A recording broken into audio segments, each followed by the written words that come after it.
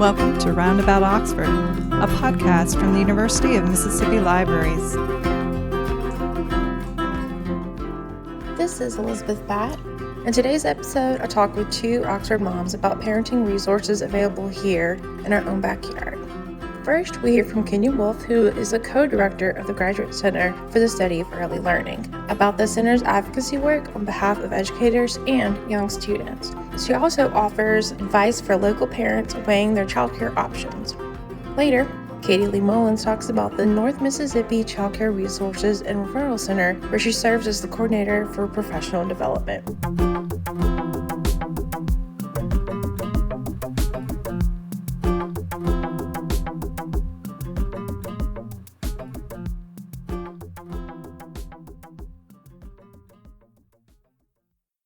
My name is Kenya Wolff, and I'm an associate professor of early childhood education here at UM. I'm the early childhood program coordinator and also the co-director for the Graduate Center for the Study of Early Learning. So that's a mouthful. Basically, anything early childhood related, I love to insert myself and try to help and be of service. For about 3 years, I was the director at Willie Price Lab School, and I still am fortunate enough to go over there. I call it the happiest place on earth. So I do love to go over and play and get to help advise teachers and do whatever they need over there. So I love that. Yeah, my daughter goes to Willie Price, and we would agree that it is definitely the happiest place on earth. She loves it, and we love it. So when we're talking about early childhood education, kind of what is the age range for that? We consider it birth through age 8 or 3rd grade. However, when I teach child development, we really do start in utero, talking about prenatal care. So our graduates should be well versed in everything from prenatal all the way up to 3rd grade. So it sounds like early childhood education is also dealing with a lot of involvement with caretakers and parents. Yes, absolutely. And, although we are housed in the School of Education, we are very much educators, but caregivers first and foremost. And most of us in early childhood are about the whole child approach. So knowing that children are part of their family units, and you can't just teach a child, you have to embrace and get to know and love their family as really the first experts on their children. So tell me a little bit about what led you here. How did you get involved with all of this? I guess if we started really early, I would say that I am the product of my parents. They were missionaries, and my mom was an educator. She spent from the 1970s up until just last year, she retired, but as a missionary and an educator running an orphanage in Kenya, which is how I got my name. And so service and education, I got to see kind of the power of that from me, as I grew up. But it wasn't until I had my own children that I ended up in early childhood. I actually have a degree in secondary education and taught social studies and history. And when I had my own children, it was time to go back to work. And I remember taking my daughter on some different tours of childcare centers in the area. And I was really mortified by, one, how expensive they were, and two, just what a range of quality there was. Mm-hmm. And I found it very depressing to me that I was kind of in this income level where I couldn't qualify for any kind of price break, but I could barely afford anything. And it terrified me to try to penny pinch with the future of my child. So yeah. It was scary. And I decided that at that time that I just really wanted to make a difference and hope that parents didn't have to make that choice that I did with such little access to good programs. Yeah, no, I think those issues are still very relevant today for all working moms, but also specifically in this area. It is not easy for anyone to trust, at the end of the day, a stranger to take care of your child while you're at work. There's a lot that goes into making that decision. I know that you've had successes on campus, and so I would love to hear more about that. Well, I think some of the main exciting things that we've done in early childhood is we've really expanded the program. So we know that, and I know I'm speaking to the choir with parents, but we know that children their development is so important from really prenatal all the way up. Their vocabulary, their brain size is, it's just growing at such a rapid pace in the early years. And yet most of our federal and state funding goes towards, children once they're 5. And so where we've had successes are at the Graduate Center. We are advocating for pre-K, public pre-K. And so there's more access to that than ever before. We are expanding public pre-K in Mississippi. We're also working on quality.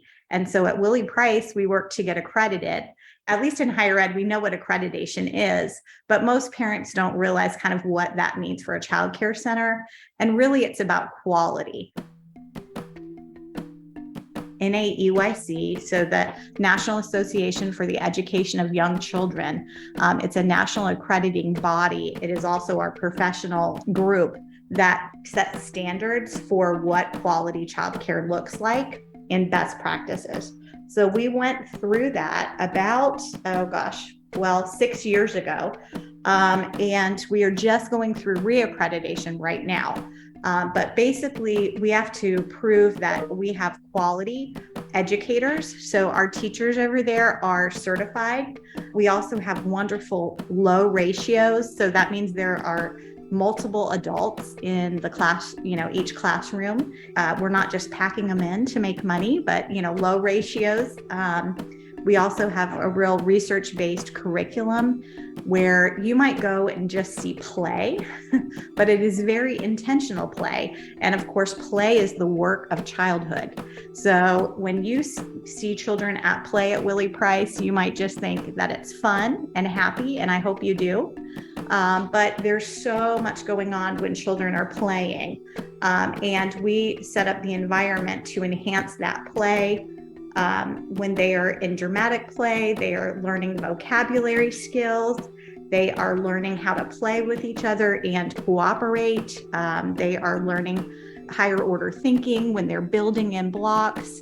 We're promoting creativity at the Art Center. And so accreditation kind of goes in and makes sure that the environment and the curriculum is best practices. So that was a big win. We also had a big win with the chancellor getting a $10 million allocation from the governor to build a new, larger facility for childcare.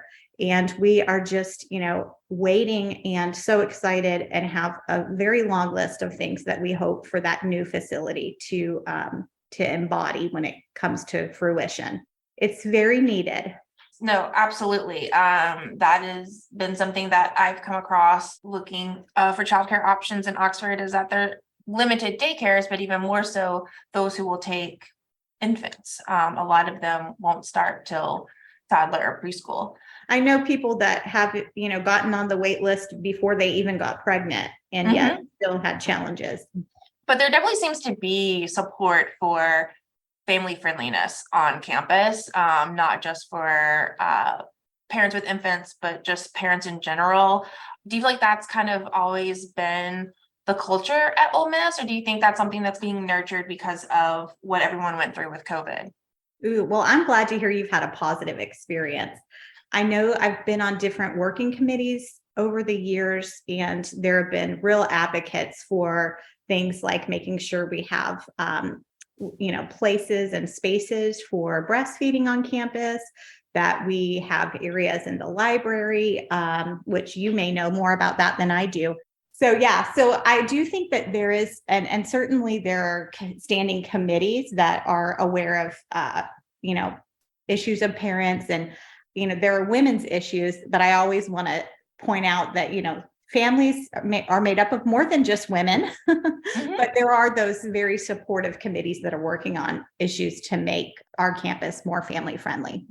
It's one of those areas that I think you should have the mindset of just always striving to continuously improve. I mean, what a family looks like and how a family with two working parents, what that looks like is changed so much, and it's going to continue to change. And the flexibility needed for that is a lot. Well, is there anything else that you wanted to talk about specifically about campus before we get to Dr. Phil?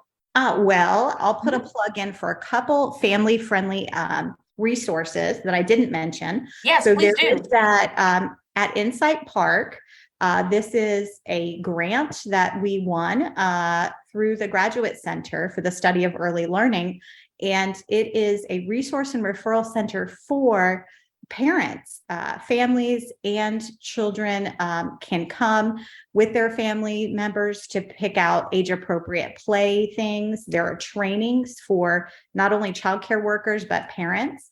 There was just a great one on building with blocks. I know that they do other trainings on everything from kind of pre-academic skills to child guidance, because as parents, that's one of my passions is to, and I know a lot of us struggle with, how do we discipline our child? And when I say discipline, I just mean train our children. And so there are resources for training parents. And so I would encourage you to go to, and hopefully there'll be a link in okay, great. Go and check out those trainings. The other thing is our early childhood students do a play event at the Museum, and it's called Building Brains. And so the next one of those, I believe, is in April. They do like building blogs, doing art, just play-based activities to build young brains. Awesome. Yeah, no, I will have all of those resources linked on our YouTube. So please feel free to click on those links and get access to those resources, because I definitely want to not only make this podcast educational, but also help make finding those resources easier for parents.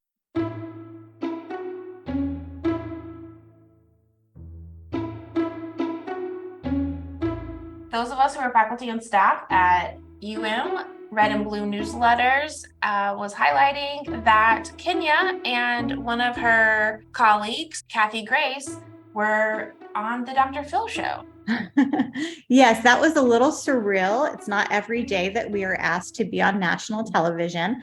So, of course, it was a little bittersweet in that we were asked to address a case that happened here in Mississippi of some childcare workers who were really mentally abusing children in their care. And so it was a very serious case. It was one that it has not, I can't speak to the case because it's still ongoing in litigation.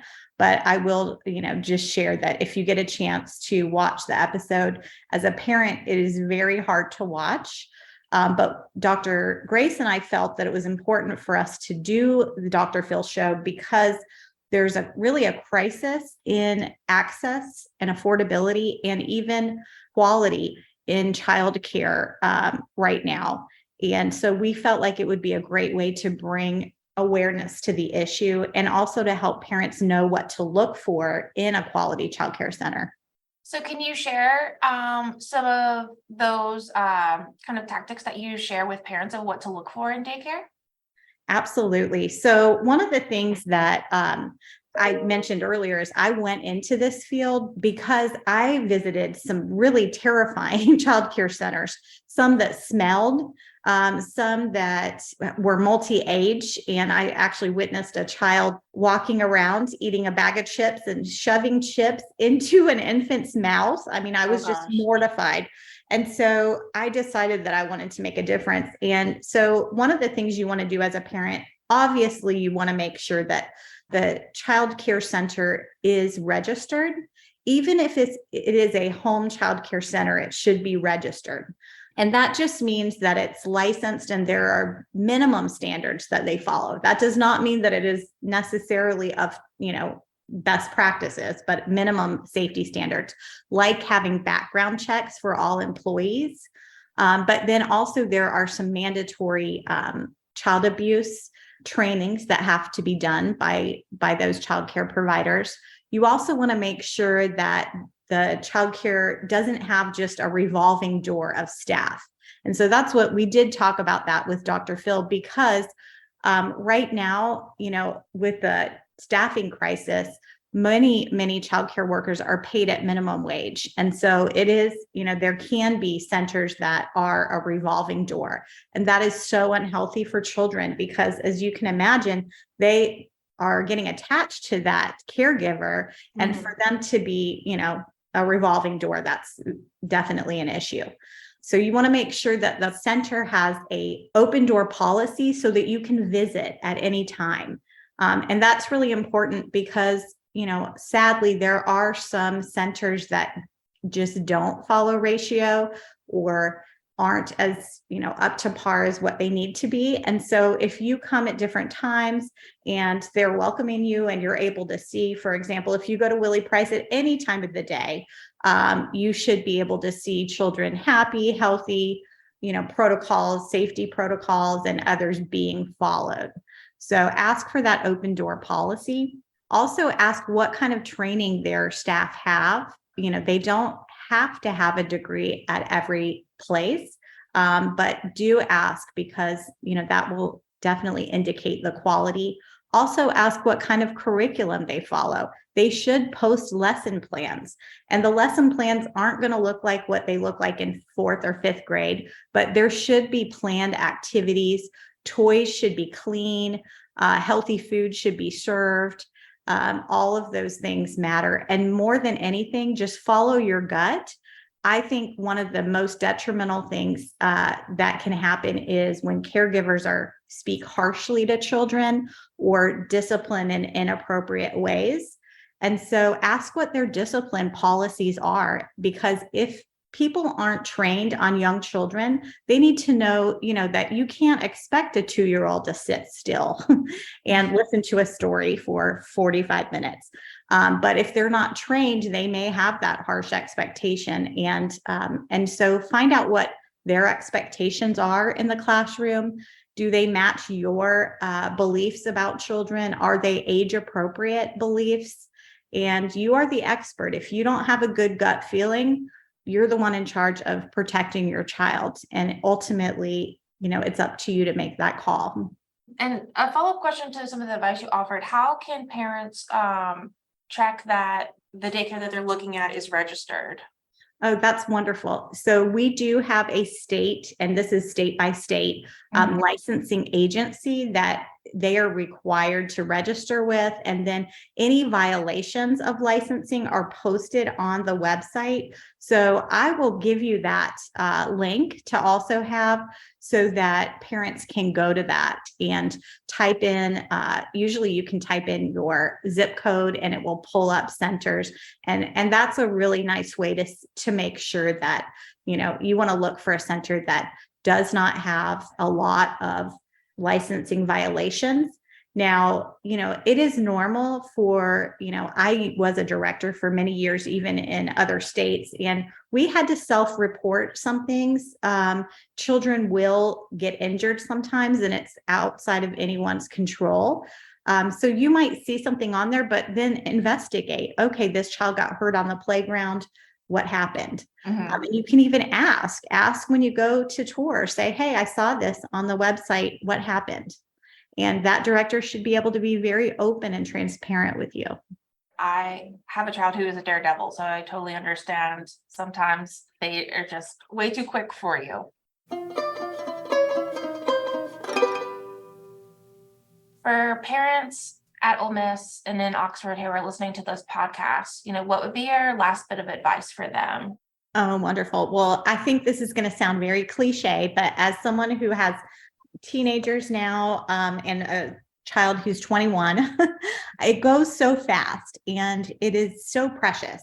So just try as hard as it is. And I certainly remember how much effort and time it takes to raise young children, but try to be as present as you can. Play. Joy in early childhood is one of the most beautiful things.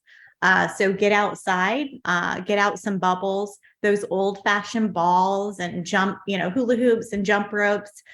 Play is something that we are seeing is on the decline in our young people, especially because of technology and the screen.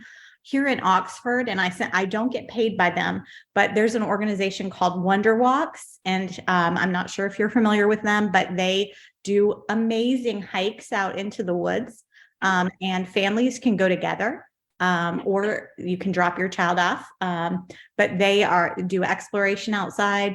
We have wonderful parks here, so I guess my advice is just enjoy it. It goes very, very fast. Kenya, thank you so much for coming and talking to me and providing all of these resources for parents. I think you've really provided some great insights. Well, I appreciate it. And I'm so glad that you're doing this for parents. There are wonderful resources, and I look forward to seeing you on campus, hopefully at one of our fun events for families soon.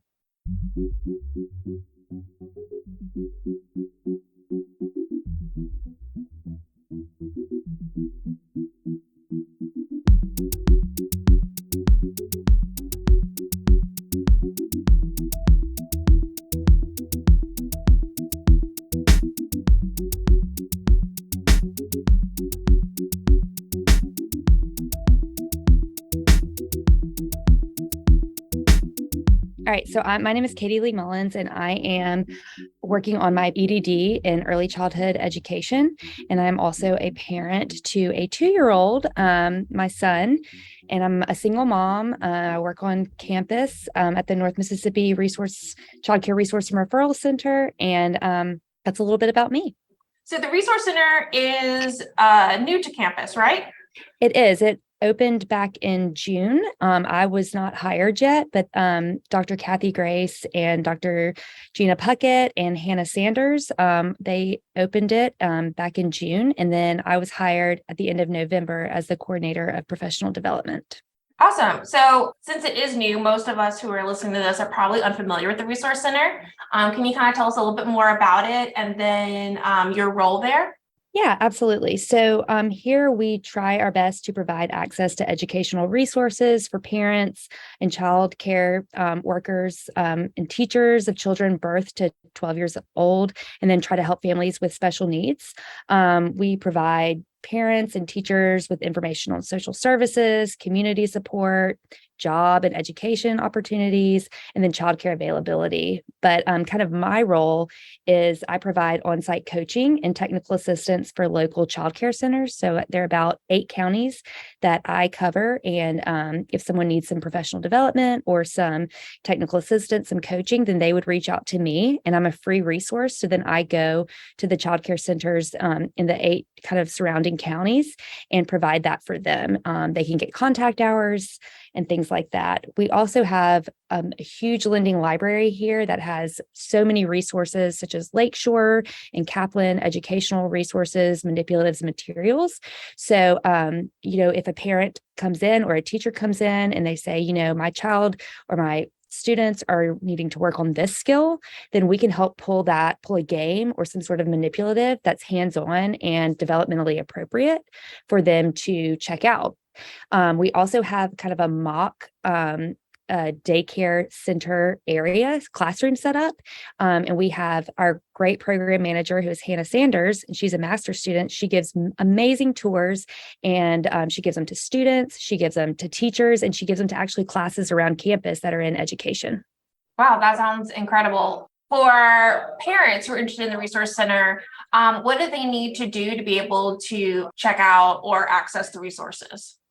So all they have to do is come in to the center, and we're located at Insight Park. We're a little bit hidden, but once you come in, we'll give you a parking pass. You fill out a form, just kind of telling, some things you might be interested in. If you're interested in like a make and take for your children, or you're interested in learning more about school readiness, you fill it out, you give us your name, your phone number, your address, your email address, and then you're set to go and check them out. Perfect. That sounds super easy. What age groups are covered at the Resource Center? So we cover birth through age 12. Awesome. And so you said that you are a single parent to a 2-year-old. Yes. How do you feel like being a mom impacts you within your role? Oh my goodness, so much. I have always been in early childhood education. I taught in Jackson and Central Mississippi, and I also taught in Nashville and then here in Oxford. And I think, though, I've always had a love for children and for, resources and teacher support.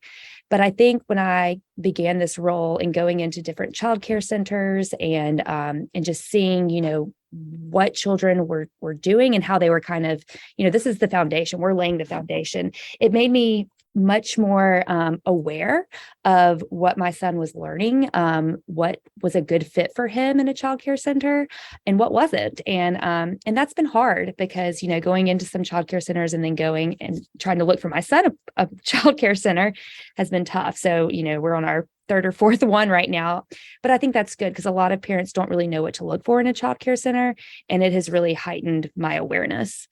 So any advice that you would offer to parents that are going through that process of picking out a daycare center? Yeah, absolutely. So you want to make sure that the things that the teacher and the childcare center are doing are always developmentally appropriate. If you have a 3-year-old who is, they're doing worksheets all day, that's kind of a red flag. Children that are 3 need to be hands-on. They need to be playing. We know that research says that children learn through play. So sitting down for more than, 15 to 20 minutes and being expected to write letters at 3 years old is not developmentally appropriate. So, besides, of course, you need to look at safety and, what's going on, if the caregivers are responsive to your children, that's all very, very important, but also look at what's developmentally appropriate for your child. Wonderful. Thank you so much, Katie. You've provided so much information and insight to the Resource Center. I'm so excited to have you on here and kind of giving a shout out to the Resource Center. I see you post about it all the time, so I'm really excited about that. Any last remarks you want to make? Yeah, I just want to invite people to come in to check out our lending library, the makerspace. Contact Hannah Sanders. She is the program manager and she gives tours and can tell you all about, kind of our center. So yeah, come on in and get a parking pass and come check out some materials. Perfect. Thank you so much, Katie. Absolutely. Thank you. Roundabout Oxford was created by Brian Corrigan, Taylor Fields, Abigail Norris Davidson, Alan Munschauer, Christina Streeter, and Alex Watson. Today's episode was produced by Elizabeth Batt, Brian Corrigan, Carmen Sanchez Garcia, Sarah Catherine Glass, Harley Rogers, and Alex Watson, with musical contributions from Brian Corrigan and Gail Herrera. Thank you for listening to Roundabout Oxford.